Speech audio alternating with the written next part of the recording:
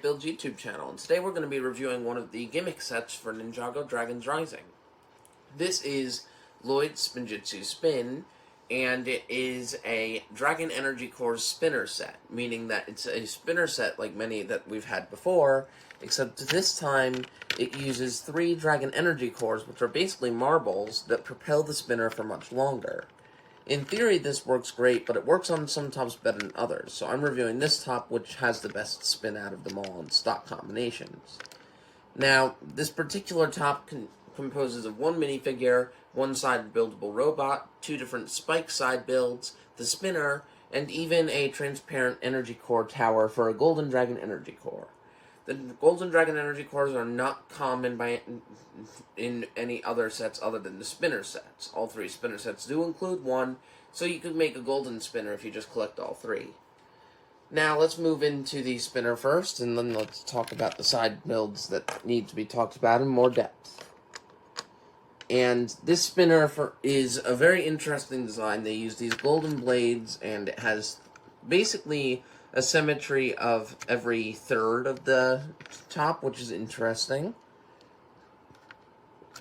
And you can put the minifigure straight into the top here. Now, it doesn't spin so well when the minifigure is inside the spinner with the attachment. So you can remove this weapon off, which is essentially an arrow blade, but it's used in new recolors for the center in light gray, and the outer springs are in lime green, which is a great color to make this a unique weapon. But without that in the minifigure's hand, you can really make it spin for quite a long time, thanks to those Dragon Energy Cores, which are also featured in many sets throughout the wave, so you can obviously customize these with as many as you want. Now moving on to the minifigure. I did a Minifigure Thursdays review on this, so go check that video out if you want more details. But I think this is by far the best minifigure that they could have given this set, because it allows for so many custom minifigures, including like a custom Dragon Lloyd could be made from this. You could use the printed helmet piece that's exclusive to this set on any other Lloyds for more detail. And the trans-green arms are just overall fun to have for a collection. However, the torso and the bottom part to the mask and the headpiece are all the same parts featured in the other Lloyd minifigures. This is the cheapest variant of Lloyd to get throughout the series anyway, if you really wanted to get one, though. Now, some of the side builds for this I'd like to spend some more time on because they're actually pretty interesting. Like, there's this side build right here. This is an Imperium robot. We don't really see these for much time in the show, and they're not accurate to the ones in the show. But these are pretty fun. They can kind of spin on their own, which is just a neat little thing for them to do. And they act as a villain obstacle for this set to include without having to put another minifigure in it. If you don't know already, minifigures tend to bring the price of LEGO sets up compared to minifigure-less sets. So this is always a good thing to find. It's a fun little build, and it has a reason to be in the set.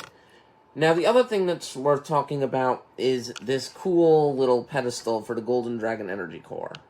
You can see that it's very loosely attached with 2 of these green segments, and then the Golden Dragon Energy Core goes on top. Now, the interesting thing with this is that it features a new recolor for a piece that I could totally see people using customs. The piece that gets a recolor in this set is the top to a boulder piece, but in this case, it's featured in lime green transparent. And that is a very unique color for this piece, and it would make for a lot of fun-looking builds for people to try out with their own custom parts. Unfortunately, you don't get the bottom part of this, but it's okay. Also, just to show the Dragon Energy Cores off real quick, you can basically pop them in and out, and after you've popped one of the green ones out in this set, you'll see that there's a ring there. And you can pop any other color, for instance, the gold one that comes in the set here. And it doesn't do anything in terms of weight distribution, but it is kind of fun to see different colors when you're spinning them, and I'm sure some people will enjoy this a lot more. So it's a great thing to add to the set. Overall, I think this set probably should get a 9 out of 10. It's one of the best gimmick sets I've seen in a while that takes gimmicks to a whole new level, and it features a bunch of extra side builds that are interesting that you might want to use for other parts of your displays.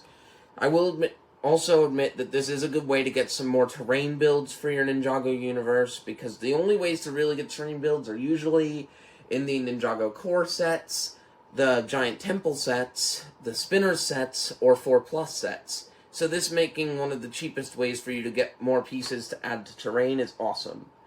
Now, I hope you all enjoyed this video, and I'll be reviewing another Dragon's Rising set here on the channel next week, so stay tuned for that. And let me know what you think of this, and if I should look into making videos for the other 2 bags of these that come out. I would love to hear your feedback, because if you do really want to see the Nia spinner or the Kai spinner for this year, I can gladly go and find some time to pick those up at some point in the future.